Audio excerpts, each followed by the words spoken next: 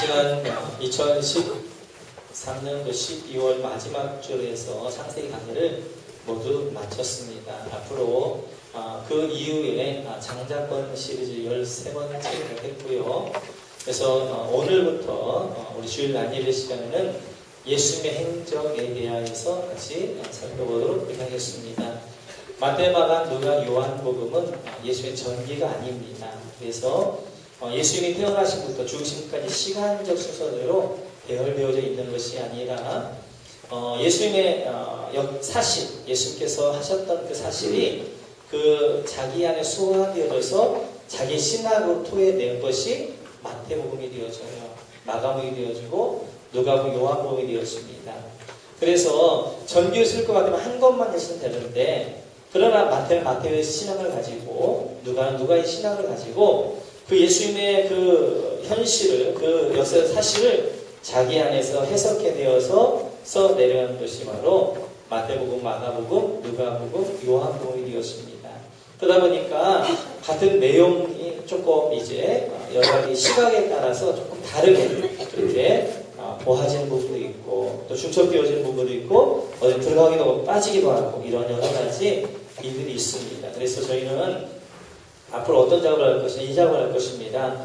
예수님의 탄생부터 죽으심까지 역사적 순서대로 쭉 배열할 것입니다. 그래서 이제 마태, 마가, 누가, 요한복음에서 역사적 사실, 역사 현실로 순서를 정해놓고, 그리고 그 역사적 현실에서 예수님께서 말씀하셨던 메시지가 있고 그리고 비유가 있습니다. 그러면 그 곳에서 그리고 그 현장에서 그 예수님의 메시지와 예수님의 비유를 들을 것입니다. 그럼 훨씬 더 현장감 있게 되어지고 그 의미가 잘 드러나게 되어질 거예요. 예수님의 가르침, 비유 이런 것들이 일조하다 보니까 정확하게 설명되지 않는 부분들이 많습니다. 특별히 오늘 이제 산상수훈 같은 경우에도 보면 마태복음에 나오는데 마태복음의 4장에서 예수님의 시험 받으심이 나오고 그리고 바로 산상수훈이 나오게 되어져요. 그러니까 이게 연결이 안 되는 거예요. 이 산상수훈이 하나 예수님이 어떻게 선포가 되어졌느냐, 예수님의 사역의 중반기 정도에 선포가 되었습니다. 그리고 12제자를 완성한 다음에 부르신 다음에 이제 선포하게 되어지는 거예요. 그래서 예수님의 사역을 쭉 추적해 가면서 그 중반기에 12제자를 완성하신 다음에 산상수훈을 선포하는 것이기 때문에 그 현장에서 그 시간에 대상을 그들로 해서 들으면 훨씬 더 산상수훈이 살아나게 되었습니다. 살아 움직여서 이 의미가 무엇일까 분명하게 우리가 만져질 거예요. 그래서 성경을 마태, 마가, 누가, 요한복음으로 읽으면 평면적으로 있습니다. 근데 우리는 이것을 입체화시킬 거예요. 입체화시켜서 그 이제 메시지와 그 비유들을 그 현장과 그 시간에 듣는 그런 시간들을 저희가 마련하려고 합니다. 그래서 주일 낮 시간에는 이제 예수님의 행적을 쭉 추정해 가면서 마태, 마가, 누가, 요한복음 왔다 갔다 할 것이고 앞으로 뒤로 이렇게 할 것입니다. 수요 예배 때는 열왕들의 행적에 대해서 살펴보고 있어요. 그래서 열왕기 상하를 중심으로 수요 예배를 할 건데요. 이 수요 예배 때는 바로 열왕들의 역사, 열왕기서는 중요합니다. 왜냐하면 15권의 종속목록 열왕기 상하에서 나왔어요. 솔로몬 시대에 시가서 3권, 잠언, 전도, 아가서가 나왔고요. 그리고 이제 아합 왕 이후에 이 망해가는 이야기 가운데 12권의 예언서가 나왔습니다. 그래서 중요한 거예요. 근데 열왕기 상하를 잘 안 다뤄집니다. 그리고 예언서들은 잘 안 다루게 되어져요. 수요 예배 때 아마 장시간이 될 거예요. 몇 년이 걸릴지 모르겠어요. 왜냐하면 열왕기 상하도 살펴볼 뿐만 아니라 15권도 17권의 성경을 봐야 되니까요. 그리고 이사야서 같은 경우는 66장까지 있잖아요. 그것들을 다 살펴봐야 되기 때문에 그 왕, 그 예언자들이 선포한 그 시대 가운데에서 그 예언서들을 우리가 다시 볼 거예요. 그러면 훨씬 더 예언서가 살아있게 되어질 거예요. 그래서 수요예배는 그렇게 할 것이고요. 오후 예배는 계속해왔던 것처럼 사사기 강해를 중심으로 살펴볼 것이고요.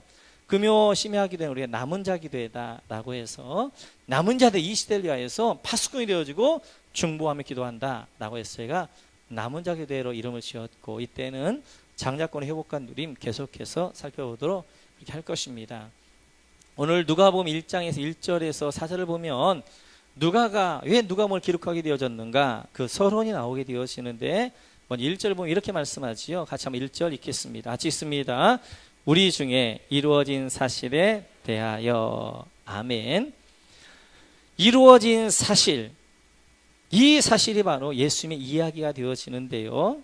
이 예수님의 이야기, 이 이야기는 이루어진 사실이라는 거예요.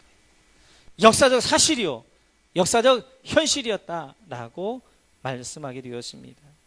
성경을 보는 데 있어서 가장 중요한 것이 성경의 모든 내용들이 역사적 사실이라는 것들을 먼저 가지고 시작하는 겁니다.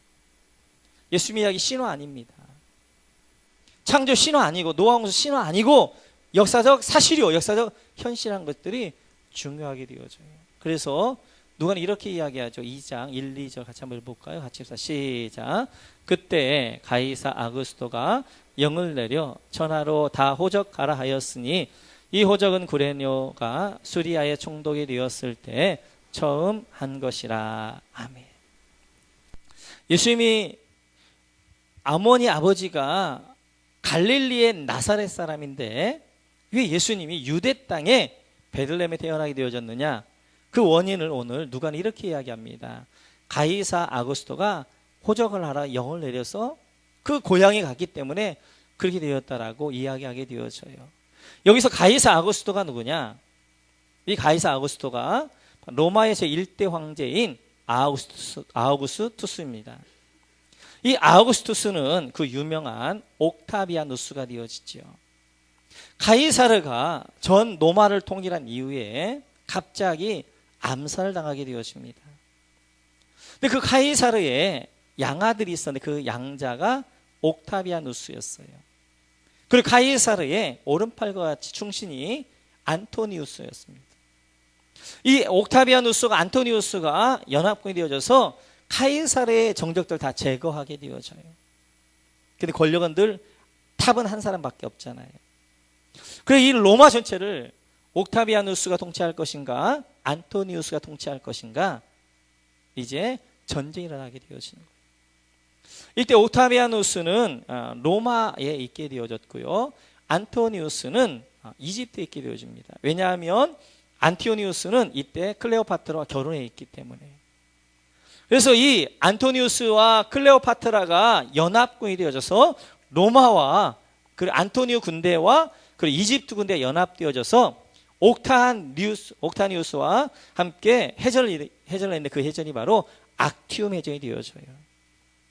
이 악티움 해전에서 옥타비아누스가 그 지형을 잘 이용해서 이 안토니우스의 이집트와 연합군을 침몰하게 되었습니다. 그래서 거기서 안토니우스가 이제 패배하게 되어져요. 그리고 옥타비아누스가 승리해서 원로원에서 옥타비아누스를 제1대 로마의 황제로 가이사로 임명하게 되어지면서 그 이름을 옥타니아누스에서 이제 이 아우구스투스라고 해서 제1대 황제가 아우구스투스입니다. 여기 지금 누가복음 2장 1절 나오는 가이사 아구스토는 바로 로마 황제 바로 아우구스투스를 이야기하게 되어져요. 이렇듯이 아우구스투스도 역사적 인물이었고요. 그리고 안토니우스도 역사적 인물이었고 클레오파트라도 역사적 인물이었습니다.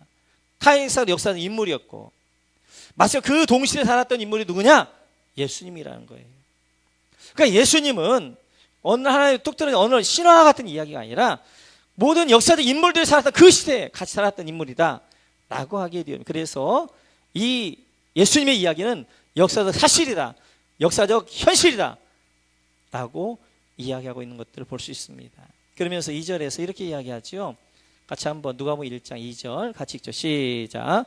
처음부터 목격자와 말씀에 일꾼된 자들이 전하여 준 그대로 내력을 저술하려고 붓을 드는 사람이 많은지라. 아멘.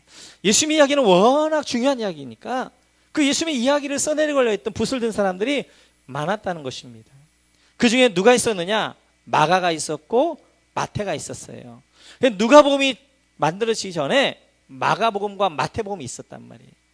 그 외에도 많은 사람이 예수님의 이야기에 대해서 했어요. 그런데 그 이야기를 어떻게 하게 되어졌느냐? 처음부터 목격자. 그 당시에 예수님의 그 사실들을 목격했던 사람들이 많이 살아있는 것입니다. 왜냐하면 이 누가복음은 AD 60년, 61년경에 기록된 것이니까 이제 예수님이 돌아가신 30자가 돌아가신 이후에 30년밖에 지나지 않았어요. 그러니까 30년이 지났기 때문에 예수님 때 그 벳세 광야에서 물고기를 먹고 떡을 먹었던 사람이 살아있는 거예요. 예수님이 산상수훈을 말씀하실 때 그 예수님이 그 산상수훈의 말씀을 들었던 사람들이 지금도 살아있는 것입니다. 예수님 십자가에 달려 돌아가실 때, 부활의 현장 가운데 승천하실 때 봤던 증인들, 목격한 사람들이 살아있는 거예요. 그들의 목격자의 말을 진술해서 기록했다라고 말씀하게 되었습니다. 성경이 거짓일 수 없는 이유는 이 성경에만 예수님이 이제 있던 사건 이후에 몇백 년 후에 기록되어졌다면 거짓일 수 있어요. 근데 이 사실이 30년 후에 다 대부분 기록했어요. 신약성경은 다 대부분 60년에서 70년 사이에 대부분 기록했습니다. 예수님이 죽으신 이후에 30년 후란 말이에요. 30년 후에는 예수님과 함께 동시에 살았던 사람, 예수님께 30살에 돌아가셨으니까 그 시대에 살았던 사람이 다 살아있는 거예요. 저는 지금도 박정희 대통령의 서거날을 지금도 기억합니다. 어린 나이에 너무 충격적이어가지고 제가 국민학교 때였거든요. 학교를 갔다 왔는데 막 동네가 막 웅성웅성하는 거예요. 그때는 뭐 TV가 없어서 한 집에 하나 정도 있었잖아요. 한 동네에. 근데 박정희 대통령 이제 서거 소식을 듣게 되어졌어요. 그래서 저는 장난하는 줄 알았어요. 믿기지가 않았었어요. 그 충격이라는 것들은 이루 말할 수가 없었어요. 초등학교 국민학교 때. 여기 계시는 많은 분들이 박 대통령이 1979년도에 김제교에 의해서 이제 서거하셨는데 그때 그 사실을 다 들었고 그리고 그때 이제 국립묘지 안치하는 것들이 방송에 생중계되어졌는 그것들을 다 보신 분들이 많이 살아계신단 말이에요. 지금 우리나라에 수천만 명이 살아계신단 말이에요. 그런데 이때 한 사람이 이렇게 기록을 한단 말이에요. 박정희 대통령의 전기를 기록하면서 박정희 대통령은 김제규에게 총살당했지만 3일 만에 살아났다. 뭐 이렇게 전기를 쓴다면 그 전기는 있을 수가 없는 일들이에요. 왜요? 그 당시에 다 박정희 대통령이 다 돌아가신 걸 다 보았고 이제 국립묘지 안치는 걸 다 보았는데 그 박정희 대통령이 부활했다. 말도 안 되는 것입니다. 마찬가지 사실인 거예요. 예수님이 돌아가신 이후에 30년간 안 되어진 그때 예수님이 이야기를 다 하고 있는 것입니다. 물고기 2마리와 보리 5개를 5,000명을 먹이신 그 안에 다 있었어요. 만약 그것이 거짓말이었다면 그때 있었던 사람들이 말도 안 된다. 우리 모두 도시락 꺼내서 먹었지. 언제 예수님 축사하자 보리 5개 물고기 2마리가 5,000명이 먹는 그런 것이 되어졌느냐라고 항의할 것입니다. 그런데 지금까지 우리 손에 다 나와 있단 말이에요. 왜요? 사실이니까, 팩트니까, 역사 현실이니까, 그리고 있었으니까 목격자가 있었다는 것입니다. 그래서 예수님의 이 이야기들은 역사 현실 가운데 그리고 역사책에도 기록되어져 있어요. 요세푸스가 역사책을 이제 이 이스라엘의 역사책을 기록했는데 그 역사책에 예수님의 이야기가 생생하게 그대로 살아있는 것입니다. 그러면서 3절에 이렇게 이야기하게 되어지죠. 같이 한번 볼까요? 같이 시작. 그 모든 일을 근원부터 자세히 미루어 살핀 나도 데오빌로 각하에게 차례대로 써 보내는 것이 좋은 줄 알았노니. 아멘. 누가가 이 모든 목격자를 찾아갔어요. 마태나 요한복음은 예수님의 제자에서 예수님 지근거리 예수님을 다 보았어요. 사역들을. 그러나 누가와 마가는 예수님을 직접 보지 않았습니다. 그래서 어떻게 할 수 있느냐? 누가가 준비를 했어요. 누가가 60년, 61년경에 누가복음을 기록했는데 이때는 바울 사도가 로마 1차 감옥에 갇힐 때입니다. 그러면 언제 준비했느냐? 아마 가이사라에서 바울 사도 2년 동안 감옥에 갇혔었는데 이때 누가가 그 옆에 있었어요. 근데 누가가 2년 동안 뭘 했느냐? 허송세월하지 아니하고 팔레스타인 구석구석을 다니면서 예수님의 이야기, 목격자들 이야기를 다 들었을 거예요. 그리고 누가복음을 편집을 하게 되어집니다. 누가복음에는 마태나 마가나 요한복음에 없는 내용이 30%나 들어가 있어요. 특별히 30가지 아주 중요한 이야기, 독특한 이야기만 이 누가복음에만 기록되어져 있어요. 그들은 이 누가는 열심히 팔레스타인 구석을 다니면서 목격자들 다 이야기를 듣고 종합해서 그래서 누가복음을 기록하게 되어진 것입니다. 팔레스타인 가나안 땅 해야 크지 않아요. 우리나라 강원도 정도밖에 안 되어져요. 그래서 2년 동안 구석구석 다니면서 사람을 만나면서 예수님에 대한 경험했던 거, 예수님을 목격했던 걸 다 기록 정리해가지고 만든 것이 누가복음입니다. 우리 모두는, 특별히 저는 이런 누가의 심정으로 예수님의 행적을 살펴볼 거예요. 그놈부터 자세히 미루어 살핀 나도. 그래서 예수님의 행적을 할 수 없으면 빠지지 않냐고, 전체를 다 역사적 연결하면서 그 혁상에서 어떻게 우리가 메시지를 들어야 될 것이고 예수님의 비유를 어떻게 들어야 될 것인가 열심히 살피고 연구하고 성경도 보고 자료도 찾아보고 주석도 찾아보고 강의도 찾아보고 그래서 준비할 거예요. 그래서 아마 이 예수님의 행적이 계속 강의되어질 때 귀한 그런 자료들이 되어줄 것입니다. 저도 열심히 이 누가가 자세히 미루어 살핀 것처럼 열심히 이렇게 연구해가지고 나눌 것입니다. 그러면서 누가가 이것을 쓰게 된 동기를 사절에 이렇게 이야기하게 되어져요. 사절 같이 한번 읽어볼까요? 같이 시작. 이는 각하가 알고 있는 바를 더 확실하게 하려 함이로라. 아멘. 누가가 이 누가복음을 기록하게 되어진 목적을 데오빌로 각하가 알고 있는 바를 더 확실하게 하려 합니다라고 말씀하고 있어요. 이 데오빌로는 헬라인이었습니다. 아마 누가의 친척이었지 않나라는 그런 추측을 하게 되어지고요. 또 각하라고 한 것 보니까 로마 시대에 굉장히 고위층에 있었던 그런 인물이었던 것 같아요. 근데 이 데오빌로가 헬라인으로서 예수님에 대한 관심이 많았고 예수님에 대해서 더 알아보자 했는데 딱 부딪힌 게 하나 있어요. 그게 뭐냐면 유대교라는 거예요. 유대교. 유대인의 종교라는 거예요. 그래서 누가가 이제 데오빌로가 회의 가운데 빠졌는데 그 회의 가운데 있는 데오빌로에게 예수님의 이 사건은 유대인에만 한정되어진 사건이 아니라 열방을 향한 모든 민족, 모든 사람을 향한 이야기다 라는 관점으로 누가복음을 기록하게 되어진 거예요. 그래서 이 누가복음을 통하여서 이제 이 데오빌로가 믿음이 확실해지고 예수님에 대한 믿음이 확실해지고 견고하게 세워지기 위해서. 그래서 예수님의 이야기만 기록한 것이 아니라 이 예수님의 이야기가 어떻게 열방 가운데 퍼져나갔는가 하는 이야기를 후편으로 사도행전까지 기록하게 되어져요. 그래서 이 누가가 바로 누가복음과 사도행전을 기록해서 예수님의 이 사건은 유대인에만 한정되어 사건이 아니라 열방을 향한 사건이고 그것이 어떻게 현실화되어졌는가 하는 것들을 사도행전을 통하여서 이제서 내려가고 있는 것들을 볼 수 있습니다. 이런 누가의 심정과 같이 이 예수님의 행적을 시작하면서 저에게는 소망이 하나 있어요. 그 소망은 우리 모든 성도님들이 예수 그리스도의 진리와 위에 이 사실 위에 믿음이 확실하게 견고하게 세워지길 원합니다. 할렐루야. 그래서 도마가 고백했던 것처럼 예수님은 나의 주, 나의 하나님이다 라고 그 예수님 앞에 고백했던 것처럼 우리 모든 성도님들이 예수님을 향하여서 이제 마지막에 나의 주, 나의 하나님입니다. 그래서 이 예수님의 행적을 하나하나 우리가 살펴볼 동안에 여러분 모두가 그런 고백이 이루어지기를 주님의 이름으로 축원합니다. 축원합니다. 서론을 마치면서 누가는 이렇게 이야기를 하게 되어져요. 5절 같이 한번 읽어볼까요? 와, 이렇게 소리 지르는데도 주무시는 분들이 계셔요. 5절 같이 한번 읽습니다. 같이 시작.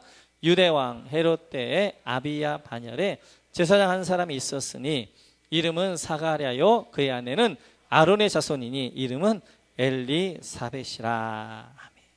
사가랴와 엘리사벳의 이야기를 하고 있습니다. 사가랴와 엘리사벳이 누구냐? 바로 세례 요한의 아버지 어머니가 되어져요.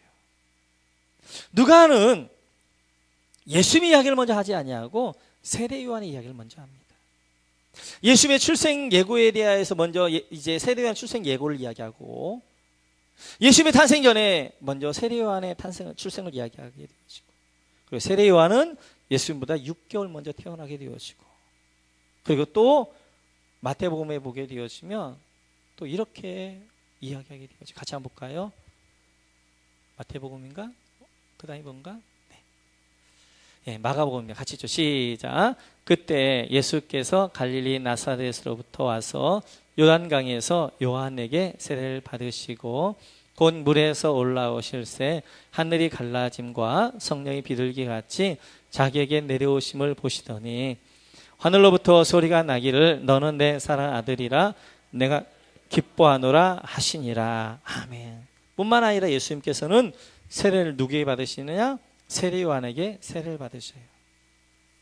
그렇다면 왜 성경 기자들은 예수님 전에 세례 요한에 대해서 계속 이야기하고 있느냐 하는 것이죠. 예수님 출생 전에 세례 요한의 출생을 이야기하고 있고, 그 다음에 예수님께서 또 세례 요한에 가서 세례를 받으시고, 그리고 공생을 시작하기 전에 세례 요한이 먼저 세례를 받으시고 공생을 시작하신단 말이에요. 왜 그러냐 하는 거예요. 그것은 구약 예언 때문에 그렇습니다. 우리 말라기서 4장을 한번 보시죠. 5절과 6절 같이 시작. 보라, 여호와의 크고 두려운 날이 이르기 전에 내가 선지자 엘리야를 너희에게 보내리니 그가 아버지의 마음을 자녀에게로 돌이키게 하고 자녀들의 마음을 그들의 아버지에게로 돌이키게 하리라. 돌이키지 아니하면 두렵건대 내가 와서 저주로 그 땅을 칠까 하노라 하시니라. 아멘. 5절에 보니까 이렇게 말씀하시지요. 여호와의 크고 두려운 날. 예언서에 보면 여호와의 날에서만 이야기를 하게 되어져요. 여호와의 날은 뭐냐? 하나님이 스스로 내가 왕이다 선포하신 날이 여호와의 날입니다. 백성들이 사람들이 여호와 하나님은 왕이십니다 선포하지 아니하니까 하나님이 스스로 내가 왕이다 선포하신 날이 여호와의 크고 두려운 날이 되어지는 거예요. 그렇게 선포하실 때 이 땅에서 뭔 일이 일어나냐면 구원과 심판이 일어나는 것입니다. 그렇습니다. 여호와가 왕이십니다라고 인정하고 예스하는 사람들에게는 구원이 일어나지만 여호와가 왕이 아니라 내가 왕이다 여호와 왕이면 거부했던 사람 노 했던 사람들에게는 심판이 일어나게 되어집니다. 여호와의 크고 두려운 날 가운데 대표의 날이 바로 노아 홍수의 날이 되어지는 것이죠. 하나님이 왕입니다 하고 그 하나님 안으로 들어간 방주에 들어간 사람들은 구원을 받지만 하나님이 왕이 아니고 거부했던 많은 사람들은 다 죽게 되어지는 거예요. 여호와의 크고 두려운 날이 임할 거라는 것입니다. 그 여호와의 크고 두려운 날이 바로 하나님이 이 땅에 임재하신 날인데 하나님이 그냥 오시면 모든 사람이 다 불타 죽는 거예요. 그러자 하나님의 능력과 권세와 존귀를 사람 안에 가두셔서 오십니다. 그분이 바로 예수님이셨어요. 그래서 예수님 안에 하나님의 능력과 권세와 영광을 숨기셔서 우리 인간의 몸으로 이 땅에 오신 날. 그 오시기 전에 누가 와야 될 것이냐? 선지자 엘리야에게 너에게 보낼 것이다 라고 이야기합니다. 그래서 선지자 엘리야를 너에게 보낼 것이다 하고 구약의 커튼이 딱 닫습니다. 그래서 이제 구약의 마지막은 뭐라고 예언되어져 있냐면 크고 여호와의 크고 두려운 날이 오기 전에 너희에게 먼저 선지자 엘리야를 보낼 것이다 하고 엘리야로 커튼을 딱 닫게 되어져요. 그러면 신약의 커튼은 어떻게 열려야 되느냐 하는 것이죠. 우리 한번 마태복음 한번 보겠습니다. 같이 한번 읽죠. 시작. 이 요한은 낙타 도롯을 입고 허리에 가죽띠를 띠고 음식은 메뚜기와 석청이었더라. 아멘. 그 다음에 이제 이 신약의 커튼이 열려야 되는데 그 열리는 것은 이제 엘리야로 열려야 됩니다. 엘리야. 그 엘리야가 누구냐? 세례 요한이라는 거예요. 오늘 세례 요한이 이제 모습을 보게 되어지면 낙타 털옷을 입고 털이 많습니다. 허리에 가죽띠를 띠고 그가 먹었던 것이 메뚜기와 석청이었다는 거예요. 세례 요한을 딱 보는 순간 유대인들은 누굴 연상하냐면 엘리야를 연상하게 되어져요. 왜냐하면 엘리야가 그런 모습이었거든요. 열왕기하 1장 한번 보시겠습니다. 같이 읽죠. 같이 시작. 그들이 그에게 대답하되 그들은 털이 많은 사람인데 허리에 가죽띠를 띄었더이다 하니 왕이 이르되 그는 디셉 사람 엘리야로다. 털이 많은 사람, 가죽에 허리띠를 띠는 사람. 그랬더니 아 엘리야다 하는 거예요. 유대인들이 가지고 있는 엘리야의 모습은 바로 털이 많고 허리에 가죽띠를 띠는 사람, 그리고 석청과 메뚜기를 먹었던 사람. 그래서 세례 요한이 낙타 털이 많지, 허리띠를 띠. 그 세례를 딱 보는 순간 사람들이 하나님이 약속한 엘리야다라고 생각하게 되어진 것입니다. 이렇듯이 구약의 겉에는 엘리야로 닫게 되어져요. 그리고 신약의 겉에는 엘리야로 열리게 되어진 것입니다. 그러면 구약의 커튼이 닫히면서 하나님의 역사가 끝났냐 하는 거예요. 우리가 커튼이 닫힌다, 이걸 한번 잘 연상하셔야 됩니다. 오페라나 뮤지컬을 볼 때 여러분들이 1막이 끝나면 커튼이 내려와서 닫히게 되어져요. 그러면 끝나냐? 끝나는 것이 아니라 2막을 뒤에서는 준비하는 것입니다. 커튼이 닫혀서 아무 일도 일어나지 않는 것 같은데 그 커튼 뒤에서 무대에서는 새로운 세팅이 이어지는 거예요. 새로운 이제 뮤지컬과 오페라를 하기 위해서 새로운 무대를 만들고 있는 것입니다. 마찬가지로 구약의 커튼을 엘리야로 하나님이 닫으셨는데 그러면 하나님의 역사가 끝나느냐? 그게 아니라 하나님은 그 역사의 뒤에서 새로운 시대, 2막, 새로운 여호와의 크고 두려운 날, 그리고 예수님의 시대, 바울의 시대, 복음의 시대를 새롭게 그 안에서 세팅하고 계시는 거예요. 그 세팅하신 그 무대가 무엇이냐? 그걸 보여주고 있는 것이 바로 느부갓네살의 신상이 되어지죠. 우리 다니엘서 2장을 한번 보시겠습니다. 다니엘서 2장 같이 한번 읽죠. 시작. 왕이여, 왕이 한 큰 신상을 보셨나이다. 그 신상이 왕의 앞에 섰는데 크고 광채가 매우 찬란하며 그 모양이 심히 두려우니 우상의 머리는 순금이요 가슴과 두 팔은 은이요 배와 넓적다리는 놋이요 그 종아리는 쇠요 그 발은 얼마는 쇠요 얼마는 진흙이었나이다. 또 왕이 보신즉 손대지 아니한 돌이 나와서 신상의 쇠와 진흙의 발을 쳐서 부서뜨리매 그때 쇠와 진흙과 놋과 은과 금이 다 부서져 여름 타작마당에 겨같이 되어 바람에 불려간 곳이 없었고 우상을 친 돌은 태산을 이루어 온 세계에 가득하였나이다. 아멘. 느부갓네살이 꿈을 꾸게 되어집니다. 금시장의 꿈인데요. 그 꿈을 이제 다니엘이 설명하고 해석을 하게 되어져요. 그 꿈이 뭐였느냐? 한 신상을 봤는데 머리는 금이라는 것이. 그 다음에 PPT 넘겨줘 보세요. 이 머리 금은 바로 바벨론을 이야기하게 되죠. 느부갓네살 바벨론. 그리고 두 팔과 가슴은 은이라는 거예요. 그 다음 나라가 세워지는데 바로 메데와 파사라는 메소포타미아와 페르시아 연합 군대가 이제 이 바벨론을 무너뜨리게 돼요. 그리고 그것이 페르시아 파사에 의해서 이제 통일되어지는 것입니다. 두 팔이 가슴에 통일되어지는 것.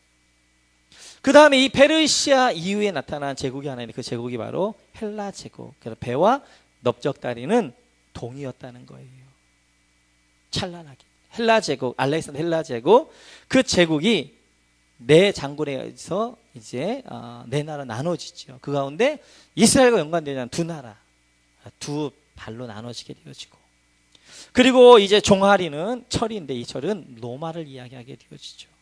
그리고 발가락은 하나는 철이고 하나는 흙이 되어진. 그리고 한 뜨인 돌이 떠서 그 신상을 이제 발을 치니까 이 신상이 깨트려져서 온 열방 가운데 가득하게 되어지는 꿈을 꾸었단 말이에요. 하나님께서는 이제 이스라엘이라는 나라는 망했어요. 유형의 나라는 망했어요. 그러나 하나님은 가만히 계시느냐? 하나님 나라는 망한 거야? 하나님 끝난 거냐? 아니라는 것이죠. 예언자를 통하여서 예언하시면서 내 뜻은 계속, 내 나라는 계속 되어진다라고 말씀하셨어요. 그래서 이제 구약의 커튼을 닫았음에도 불구하고 그 뒤에서는 이제 하나님은 새로운 신약의 무대를 만들어 가시는 거예요. 그 제국의 역사를 통하여서 이제 바벨론을 뒤를 이어서 페르시아가 일어날 것이고 페르시아 뒤를 이어서 헬라가 일어날 것이고 헬라의 뒤를 이어서 다시 로마가 일어날 것이고 그 로마의 시대 하나님 다시 커튼을 쫙 여는데 그때 이제 세례 요한이 등장하게 되어진 것들을 볼 수 있습니다. 그러면 이 네 나라가 이 새로운 신약시대에 어떻게 연관되어지느냐 하는 거예요. 그러면 이 커튼이 닫혀 있는 동안에 하나님은 이 뒤에서 어떤 일들을 하셨냐 하는 거예요. 그 중에 두 나라를 살펴보면 먼저 헬라를 살펴보면 헬라 알렉산더 대왕의 스승은 아리스토텔레스였습니다. 그리고 이 알렉산더는 그리스는 문명화되어진 고도의 발달되어진 문화를 가지고 있었어요. 그래서 알렉산더가 전 열방을, 전 세계를 정복해 갈 때 정복 전쟁의 첫 번째 뜻이 뭐였느냐? 모든 나라의 헬라 문화, 고도화되어진 이 헬라 문화를 모든 나라에 심어주는 것, 이것이 알렉산더의 첫 번째 정복의 목적이 되어졌어요. 가는 나라들마다 어떻게 했냐? 헬라 문화를 전파하게 되어졌고, 헬라 문화를 전파하게 반드시 따라가야 될 것이 있는데 그것이 바로 언어입니다. 헬라어. 그래서 이 알렉산더 때 이 온 근동 지방이 다 헬라어로 통일되어졌어요. 언어가 통일되었어요. 그렇기 때문에 예수님께서 말씀을 전하도, 그리고 바울 사도가 터키나 그리스나 로마나 어디를 가도 헬라어로 말씀을 전하게 되면 누구나 다 들을 수 있어요. 왜요? 그 근동이 다 헬라어로 통일되어져 있기 때문에. 하나님은 새로운 문명, 새로운 무대를, 신약을 세팅하셨는데 예수님과 바울 시대, 복음의 시대를 세팅하면서 먼저 언어를 통일을 시키셨어요. 뿐만 아니라 로마를 통해서 하나님 어떤 일들을 하셨느냐? 이 일대 황제 아우구스투스 때에 로마를 가리켜서 뭐라고 말하고 있냐면 팍스 로마 그럽니다. 로마의 평화라고 이야기하게 되어져. 그래서 이때는 강력한 군권을 가진 로마가 등장해서 그들은 문화는 없어요. 그러니까 헬라 문화를 그들이 받아들이긴 했습니다. 그러나 그들이 군권을 가지고 이제 하기 때문에 해적대들, 그 도적대들을 다 때려잡고, 그 로마 시대에 해적대와 도적대가 나타나지 않는 것입니다. 그렇기 때문에 바울 사도가 어디를 가든지 복음을 전할 수 있는 거예요. 우리나라 몇 년 전만 해도, 얼마 전만 해도 고개를 못 넘어가잖아요. 왜냐면 고개들마다 다 도적대들이 있으니까. 근데 바울 사도 그 산토스라는 그 어마어마한 3,000m가 넘는 그 산맥을 다 넘는데도 하나도 걱정할 게 없는. 왜요? 팍스로마, 이미 로마 시대, 로마가 다 평정해 놨기 때문에. 또 로마가 잘한 게 하나 있어요. 그 잘한 것이 도로를 닦아놓은 것입니다. 길을. 여러분들이 이제 터키나 이런 데 가게 되시면 각 도시마다 어마어마한 길들이 이 정도도 넘나요? 근데 그 길들이 다 뭘로냐면 어마어마한 돌로 다 깔려 있습니다. 돌로.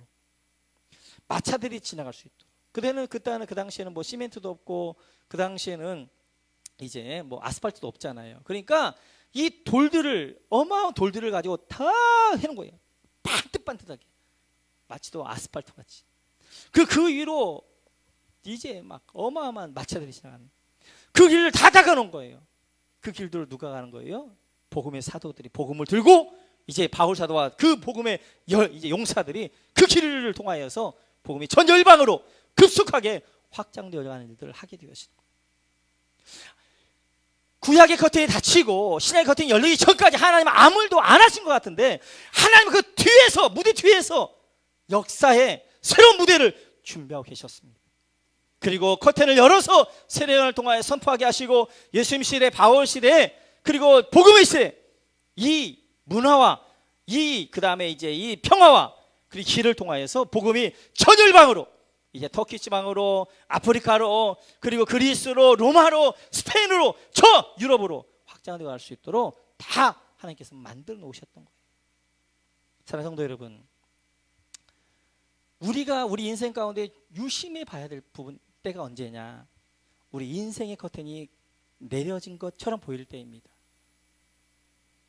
때때로 우리는 인생이 실패자인 것 같이 보이고, 때때로 너무너무 힘이 들어서 이것도 막히고 저것도 막히고 모든 것이 닫혀있는 것 같은 그런 때, 인생의 커튼이 내려와져 있는 것 같은 그때, 내가 하나님 앞에 아무리 기도해도 하나님이 아무런 응답도 없고 침묵하실 것 같은 그때에도 하나님은 가만히 계신 분이 아니시라.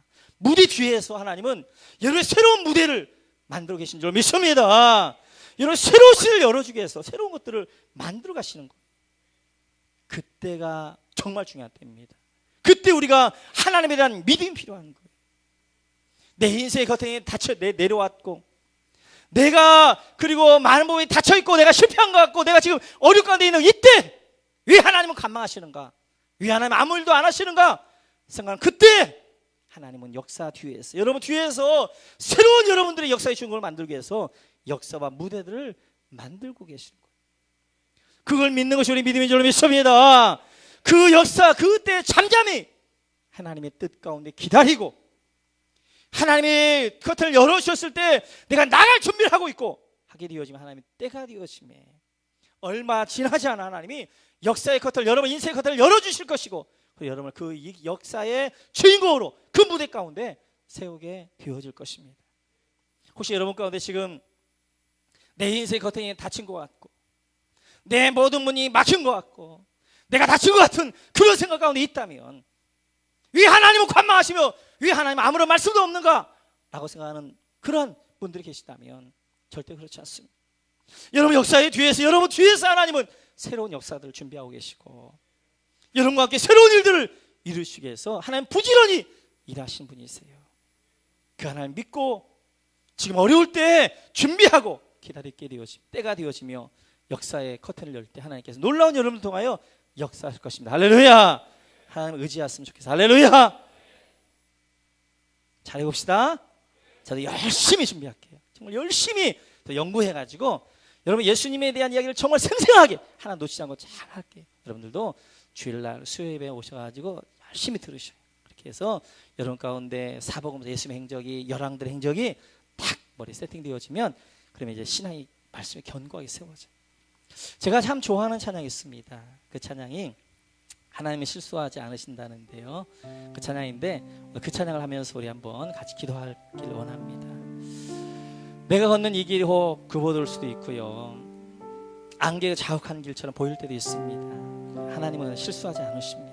우리 좀 어려운 찬양이기도 하지만 몇 번 했지요. 우리 같이 한번 찬양하면서 하나 앞에 나가겠습니다.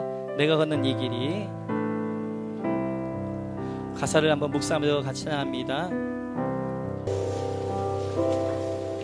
내가 걷는 이 길이 혹 굽어도는 수가 있어도 내 심장이 울렁이고 가슴 아파도 내 마음 속으로 여전히 기뻐하는 까닭은 하나님은 실수하지 않으시는세.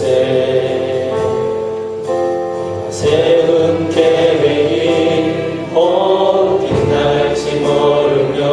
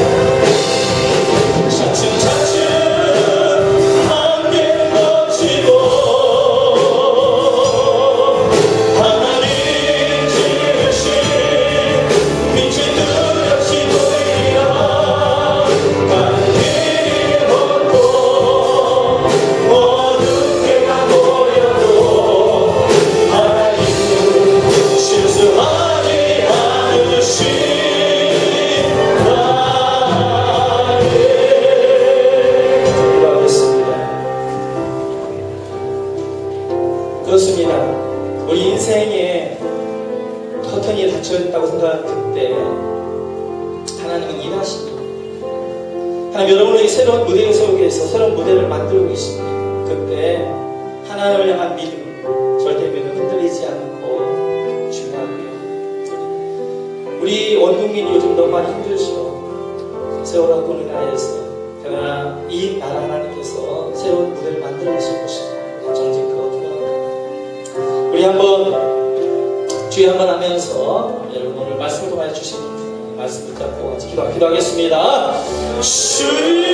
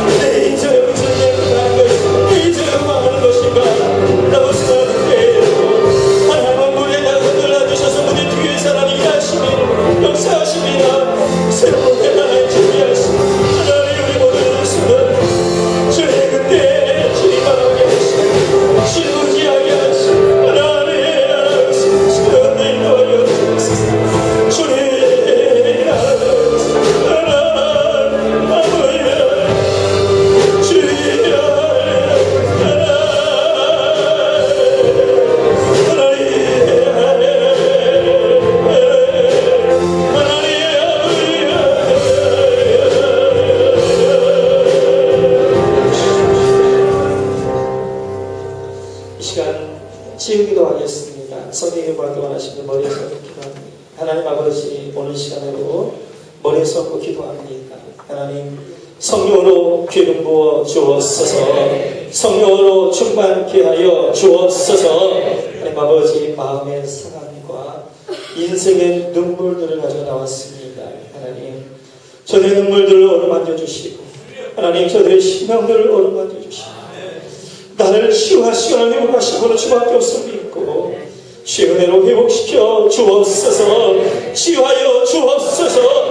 죄들로 나오가지고 제 백성을 기억하여 주시고 그만 손 얹어 싸우니 하나님 치료한 것을 받아주셔서 치료하여 주옵소서. 치료하여 주옵소서. 하나님 아버지 병원에 있는 우리 모든 성도님들도 하나님 이 시간 동일한 은혜를 받게 하여 주셔서 치료하여 주시는 것 피하시는 은혜가 있게 도와 주옵소서. 내가 낯설 수생명하노니 이 아까워더러 병만은 떠나갈시어다. 떠나갈시어다. 하나님의 은혜가 우리 모든 성도를 충만하게 임하게 하여 주옵소서. 예수님의 이름으로 기도하옵나이다.